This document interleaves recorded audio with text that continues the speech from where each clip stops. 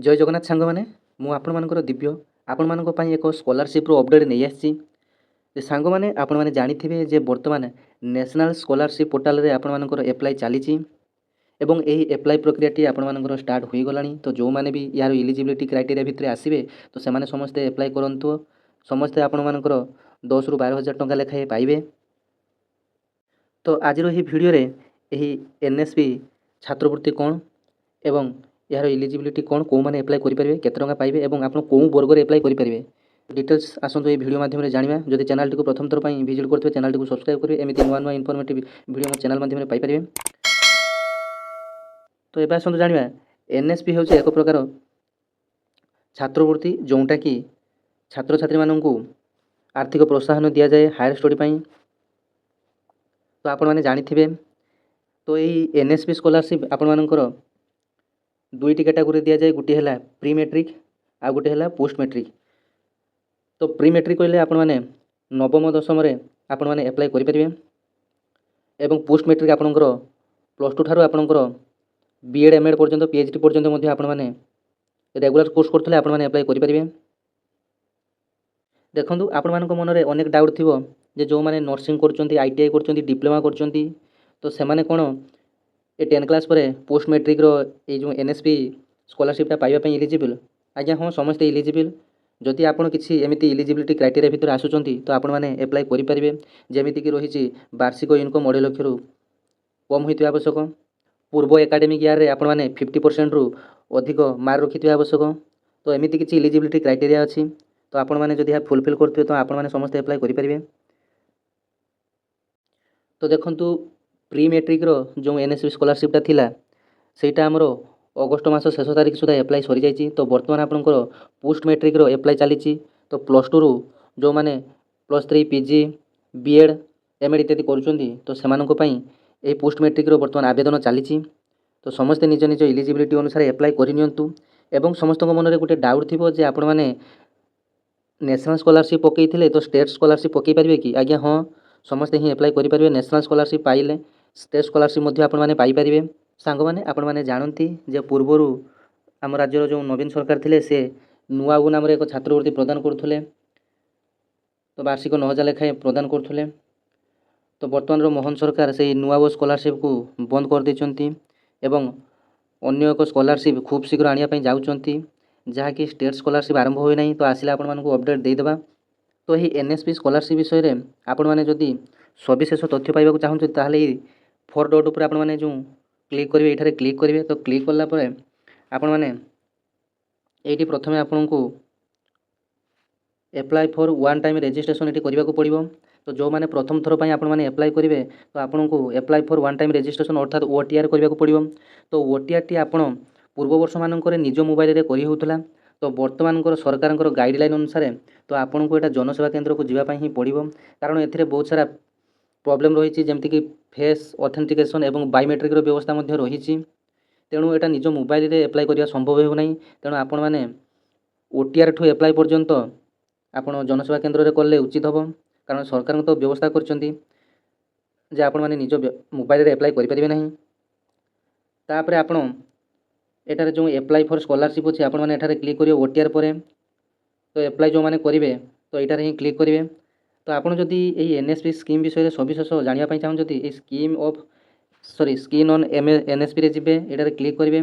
तो यार सब डिटेल्स कैटेगरी आपन कौन कैटेगरी रे एप्लाई करेंगे देखंतु ए एनएसपी रे आपण मानकर बहुत गुड़िए स्कॉलरशिप रो कैटेगरी रोचे। तो आपण मैंने भावुवे जे एनएसपी केवल गोटे जे समस्त गोटे ही मात्र नाई आज्ञा समस्त अलग अलग एसटी कम्युनिटी मानक अलग जो मानकर लेबर कार्ड थी से अलग तो जो मैंने जनरल पिला से अलग। तो तल को तल आपण मैंने स्क्रोल कलापर आपण मैंने यहाँ देखिपे। तो प्रथम आसतु जाना department of empowerment of personal with disabilities कौ मैंने एप्लाई करेंगे ना आपण मानक कही रखुचे जे एथिरे केवल जो पीडब्ल्यूडी पिला माने रही से पोस्ट मैट्रिक हूँ कि प्री मैट्रिक हूँ से एससी हूँ कि एसटी हूँ कि जेनेराल वर्गर पिला माने हूँ जदि से फिजिकाली हैंडिकैप था तो यही कैटेगोरी से एप्लाई करेंगे। तो बाकी जो सब पिला रहिला आपण माने डिपार्टमेंट ऑफ हायर एजुकेशन रे आपण माने एठारे +2 करथिले +3 करथिले पीजी करथिले बीएड करथिले तो आपण माने एई कैटेगरी आपण माने अप्लाई करि परिबे।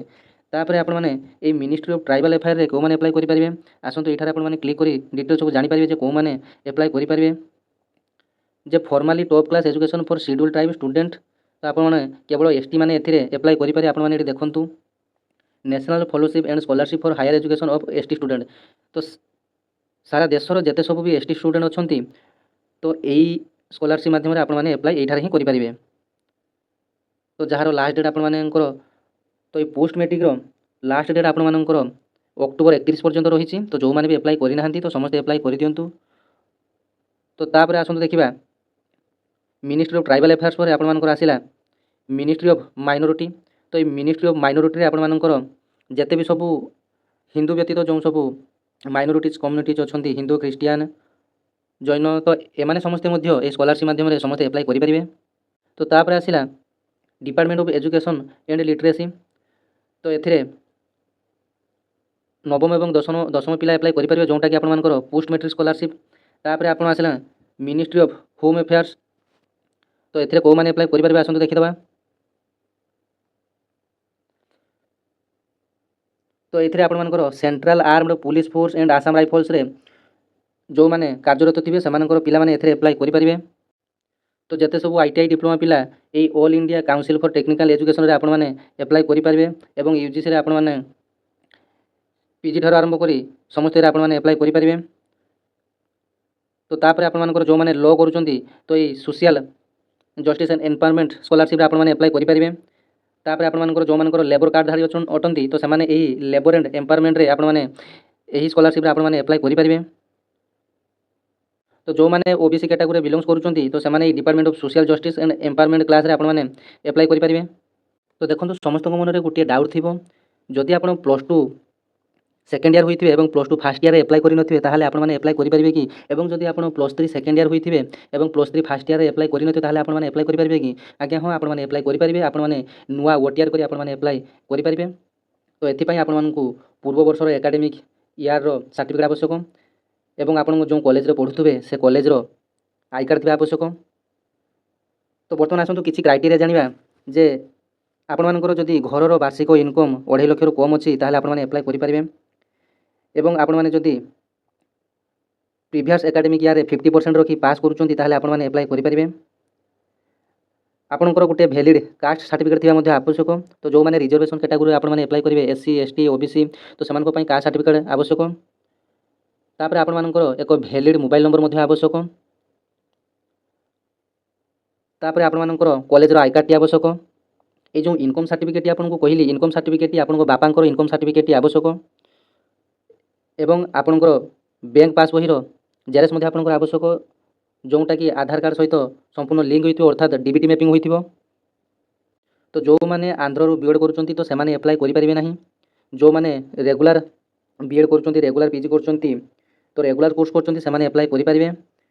तो समस्त अप्लाई करंतु आपण माने 10 रु 12 हजार टंका छात्रवृत्ति पाइबे। तो आपण जदि ए नेशनल स्कॉलरशिप पाउचंती स्टेट स्कॉलरशिप मध्ये पाइबा पई एलिजिबल हेबे।